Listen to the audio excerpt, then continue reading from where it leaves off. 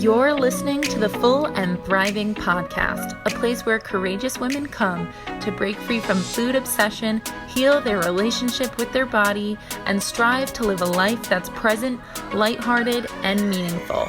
If you're listening, my wish is that this podcast serves as a catalyst that inspires you to nourish your body, nurture your mind, and energize your spirit. I'm your host, Meg McCabe, a certified life coach and eating disorder recovery coach with a PhD in having a good time. Just kidding about that last part. Anyway, thank you so much for listening and enjoy the show. Hello, everybody. Welcome to another solo episode of the Full and Thriving Podcast. I hope that all of you are doing well out there on your personal recovery journeys, and I'm so grateful that you have me in your ear to support you throughout your recovery today. And if you all listened to last week's episode, you know that there's a ton happening in my life at the moment. And if you are a regular listener of the show, you know that I like to provide life updates at the beginning of solo shows because I'm usually interviewing guests. And so this is kind of my opportunity to let you guys know what I've been up to. So as I shared last week, Dan and I ended up getting our first offer on a new house accepted, which we did not expect at all. We thought this was going to be a long and grueling process, but it happened within a blink of an eye, and we are officially closing on our new house next week. And it's new for us, but it's not a new build. It's a cute little home in West Hartford, which is the city we love. And this is just so exciting. And I have been binge watching home design videos on YouTube pretty much during all of my breaks. And I'm also going on Pinterest to get inspiration. And it's pretty awesome because Dan and I have a shared Pinterest board at the moment, which I love that he's open to doing that with me. And it's really funny because home design in the past has caused me pretty low level anxiety, but enough where it was noticeable in the past. So when I first moved out and got my own apartment, I remember thinking and overthinking what my bedspread should be and feeling like the decision was permanent and unchanging, and I felt really overwhelmed. So studying this and watching the YouTube videos and going on Pinterest has made me realize, first of all, that any choices I make in this design process can change. They can always be edited or revised, and there's really no wrong choice. And I can be thrifty and DIY so much of this, and I can also live with something for a few years, and if it doesn't sit right with me, make a new decision about it. And I think this helps me recognize that this whole home purchase process and living in a home in general is going to be one giant work in progress and creative activity / hobby for me, which I am so pumped about. And as someone who's only ever lived in shared apartments prior to this, I feel really relaxed knowing that our house can be a slow changing work in progress. And I can work on transforming one room at a time, and I can take my time finding the right art for the walls and the right furniture. And I don't have to worry about moving out in a year. And that's been so nice. I think one dream I've had for years, I think I've had 7 different apartments since I was 24. Well, was it 7? Let me see. I had 2 in New York, 1 in Boston, 3 in Denver, and now I'm sort of living with Dan in Hartford. So that's 7 apartments, although Dan's doesn't really count because I never officially moved in here. But yeah, I have lived in so many apartments that being able to sink my teeth in a community and in a place has made me feel so relaxed knowing that I don't have to worry about moving out in a year, finding new roommates, or getting fined for nailing a piece of art on the wall or painting a wall a color when everything's supposed to be white. So I'm so pumped that it's going to be our house, and overall it's going to be awesome. This is such a cool stage of life. And one amazing thing also is that one of my best friends just purchased a house in the same town a few weeks prior to this. So we're going through this entire stage of life together, which is funny because I see so many people go through different stages in life together. Like maybe they're having a baby at the same time. Like my sister had a baby with a few friends, right? They were all going through it at the same time. I didn't realize that the home ownership process could be a phase you can go through with a friend, and that's really fun. So her and I actually went thrifting recently to look for cute things. I bought a few cute photo frames for a photo gallery I want to do. And again, there was no pressure to get it all done because I have a while to figure this out. And I love that there's no time crunch. So I really do think a person's environment is so important to their mental health. And I think that you have the ability to influence your life by what you surround yourself with. So I really want to get good at home design and decor and organization and all of that. Anyway, that's my life update for today. If we have any interior designers who listen to the show who want to share with me on Instagram your favorite design trends right now, please let me know. I always love to see those. And yeah, I'm just loving learning something new. Okay, so today I wanted to talk to all of you about affirmations.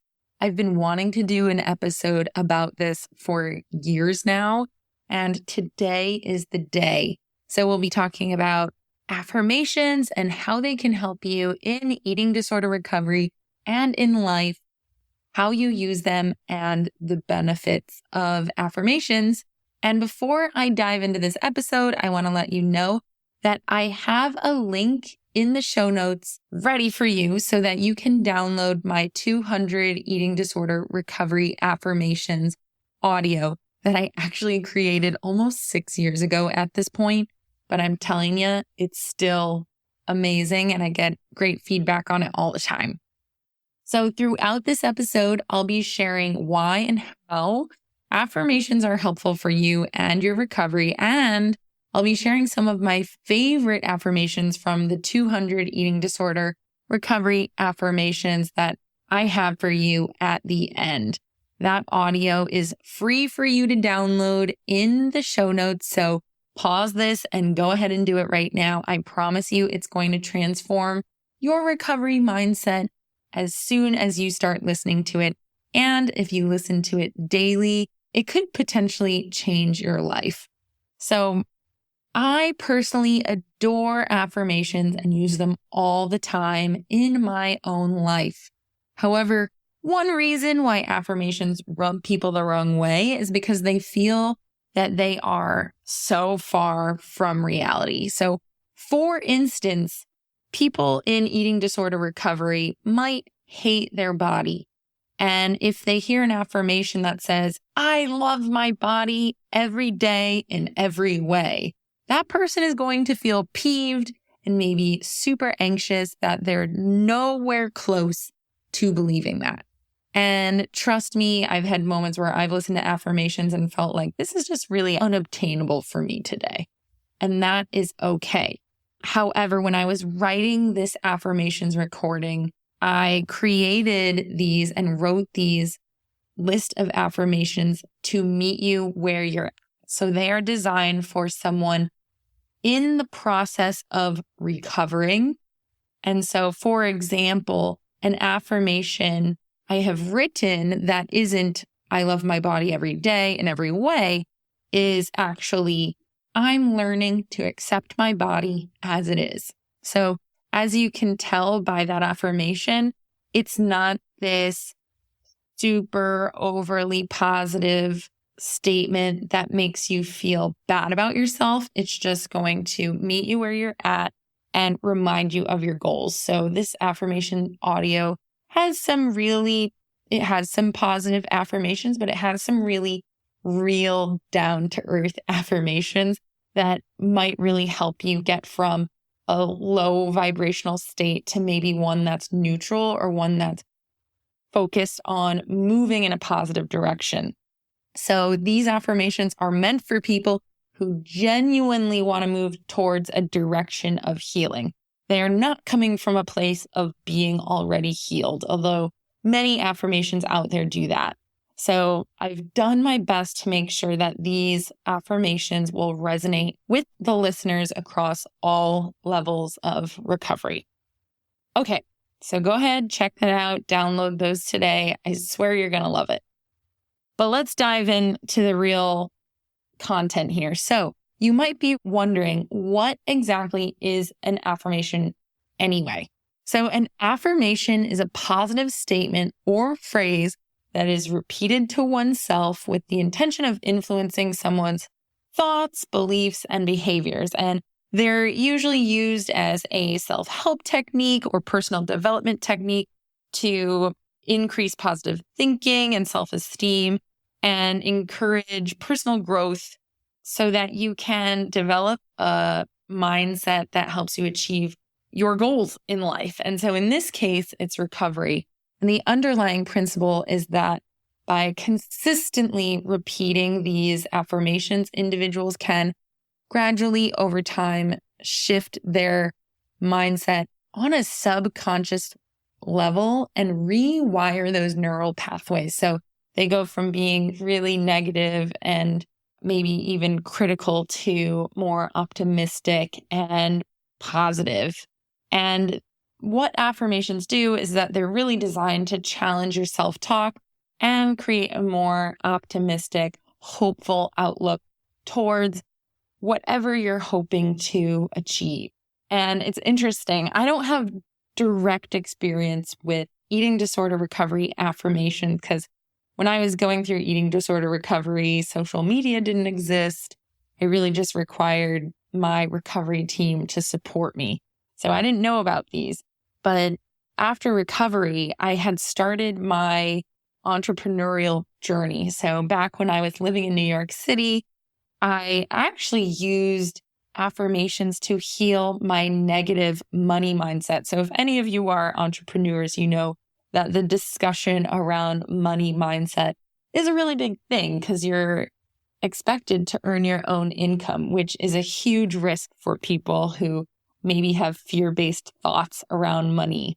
So when I was younger, I was really afraid to invest in my own learning or invest in myself. And I was terrified to do sales calls and talk about money or pitch anything to potential clients. It really held me back. I had this fear.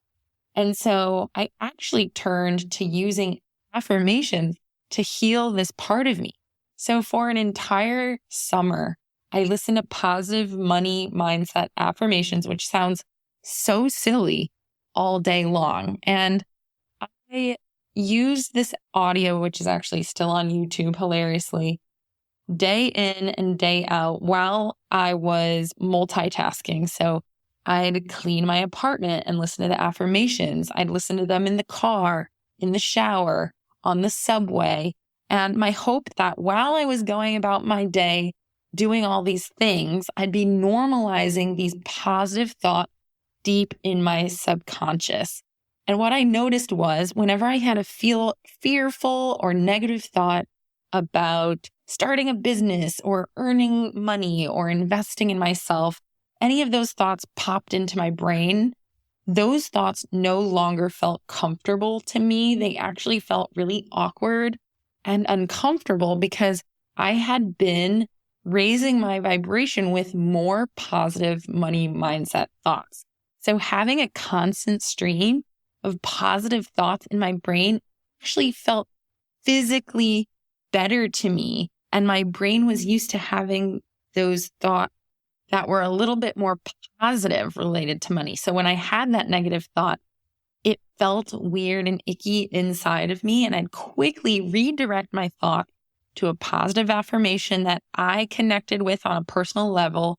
And then I'd move on with my day without the worry or the stress. And honestly, it transformed my beliefs super quickly around this subject to the point that I no longer struggle in this way. As you know, I am a business owner and I am fully confident in my ability to talk to anybody about my services and bring in my own income and be self-employed, which I'm super proud of. It's really cool being able to have my own private practice. So that's how affirmations have changed my life. And I really do believe they can change your life on the same level, whether that's eating disorder recovery or your view on relationships or your view about the world. I actually wrote love and compassion affirmations many, many moons ago before I wrote my eating disorder recovery affirmations. And those went semi-viral on SoundCloud before I even, without me even noticing it. So you want to dive deep and look for those on SoundCloud, you can. But anyway, here are some of the major benefits of affirmations, specifically my eating disorder recovery affirmations, because this is an eating disorder recovery podcast. I know that's what you're all here for. So my first thing I love about affirmations is that they nurture the healthy self. And in eating disorder recovery, we have two competing parts of ourselves. We have the eating disorder self, which wants us to stick to dieting and restriction or all our behaviors and stay sick. And then there's a part of us that wants to get better. For instance, your healthy self is the one that shows up to therapy. It's the one that challenges your food fears, and it's the one that chooses to listen to this podcast.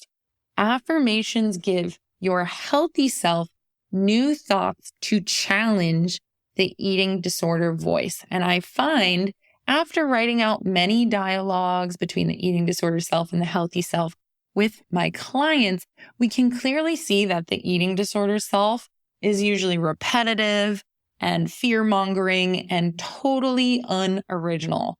In fact, it's not very intelligent either. And when you have this list of recovery affirmations easily accessible to you because you've been listening to them often, you usually have more thoughts or ammo, if you will, to battle against these eating disorder thoughts and challenge these thoughts in new and creative ways.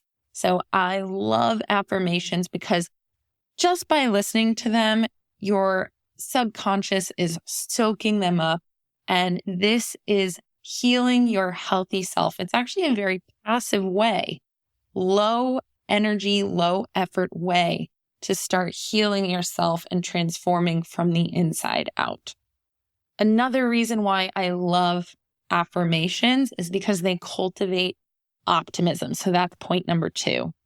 Often, especially in mental health spaces, we can get stuck in the negative.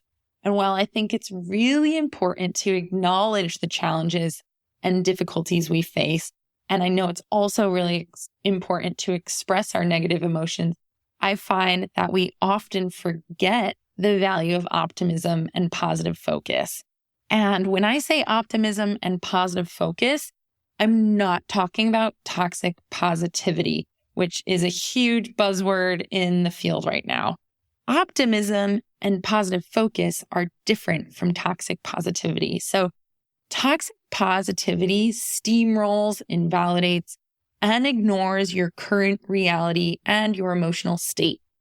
But when you choose to use positive affirmations as a tool to feel better, you can recognize your authentic feelings at the same time. So for instance, you can be having a crappy day full of anxiety and also acknowledge and know that listening to the affirmations will help you redirect your thoughts towards more hope and optimism. So positive affirmations are not toxic positivity weapons. They're meant to be used as a tool with the intention of healing. They're not meant to be used for avoiding the truth or invalidating yourself or others. So you want to consciously choose to use these affirmations while also simultaneously acknowledging that your emotions are real and valid. So it's a way to bring yourself into a better state of mind. Okay.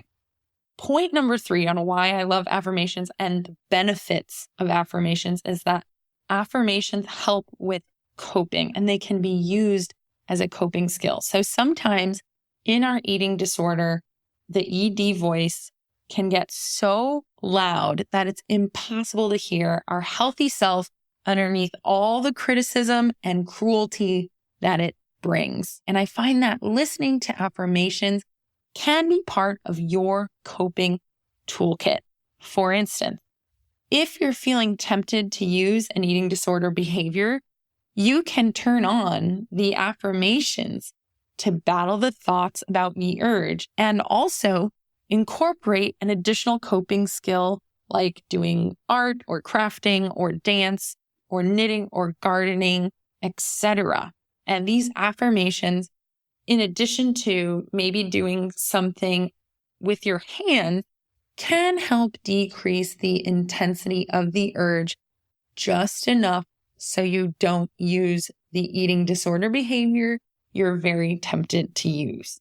I really love eating disorder affirmations as a form of coping because they can be your protective measure against giving in to an urge. And I know a huge piece of recovery is being able to sit with the discomfort of having an urge and not using the behavior, and instead finding a new way to cope with that discomfort. And in this way, affirmations can be your ticket to doing that.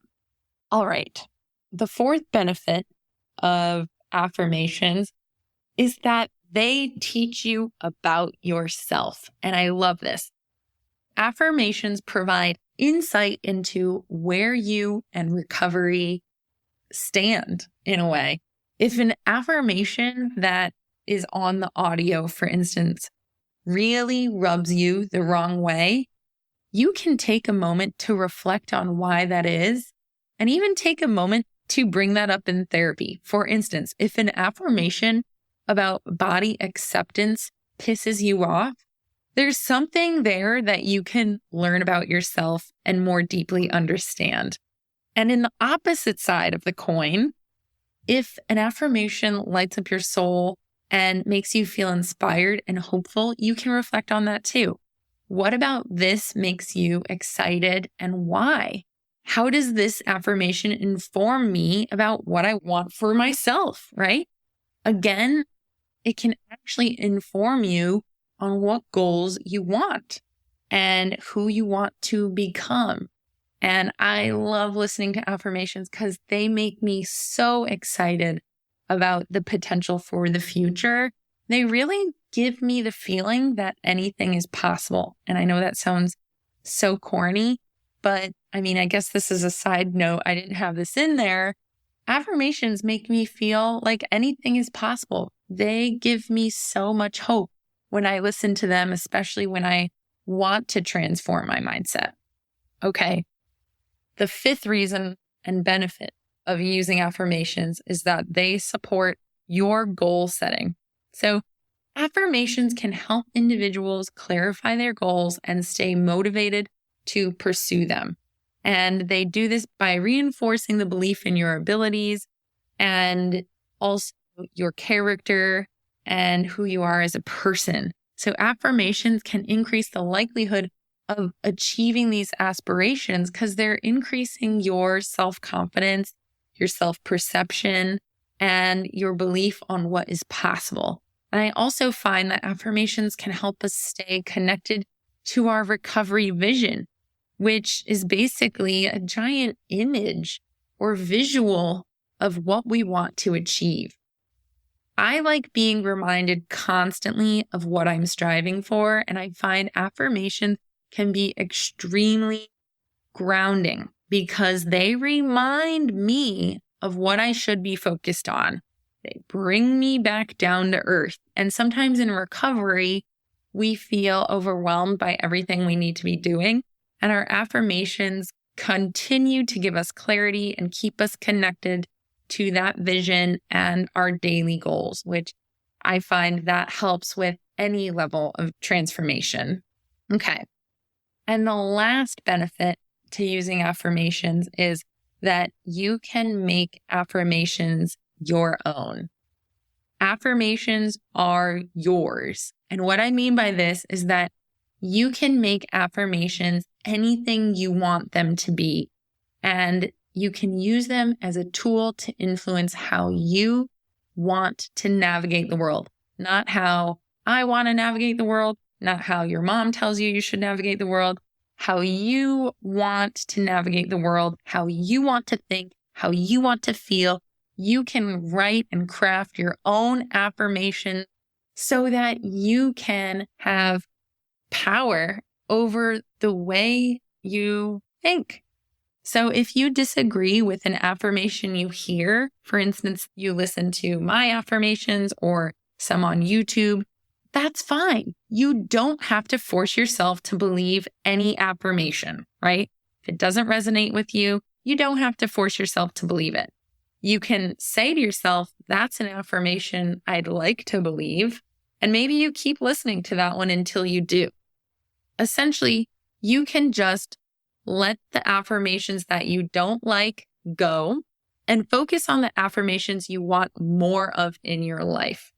And you can also notice the affirmations that you want more of, but maybe don't completely buy into yet, and keep listening to those until you get to the point where you're like, you know what, I can buy into this. So after you've listened to affirmations recordings, you feel like you know what they're all about, it starts to become really easy to write these yourself.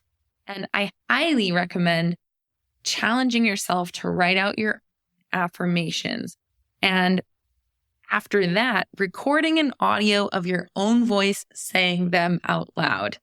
And in fact, I've asked many of my clients to write out their own recovery affirmations and record them saying them out loud for homework. And then I ask them to listen to that audio over and over and over again.